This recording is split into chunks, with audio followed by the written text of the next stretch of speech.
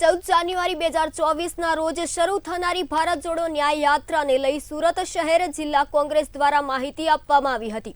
ભારત જોડો ન્યાય યાત્રા રાહુલ ગાંધીના નેતૃત્વ હેઠળ મણિપુરથી શરૂ થશે, જેમાં કોંગ્રેસ પક્ષના રાષ્ટ્રીય અધ્યક્ષ મલ્લિકાર્જુન ખડગે આ યાત્રાને પ્રસ્થાન કરાવશે।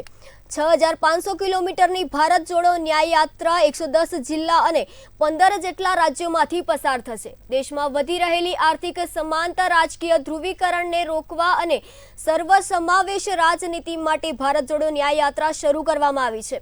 કોંગ્રેસ પક્ષના રાષ્ટ્રીય નેતા રાહુલ ગાંધી દ્વારા અત્યાર સુધી વિશ્વના કોઈપણ નેતાએ ન કરી હોય તેવી સૌથી લાંબી કન્યાકુમારીથી કાશ્મીર સુધીની 4500 કિલોમીટરની સફળ ભારત જોડો યાત્રા યોજવામાં આવી હતી।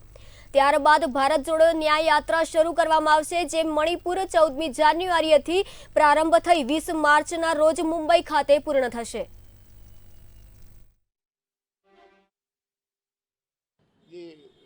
गुजरात प्रदेश कांग्रेस समिति तरफ थी प्रवक्ता नैसद देसाई और शहर प्रमुख हसमुख देसाई आप समक्ष माननीय राहुल जी मणिपुर थी शुरू थनारी 14મી જાન્યુઆરી थी અને તે 20મી માર્ચ मुंबई शिवाजी पार्क में एनु समापन थशे। आ एक यात्रा ए न्याय यात्रा अने भारत जोड़ो यात्रा है।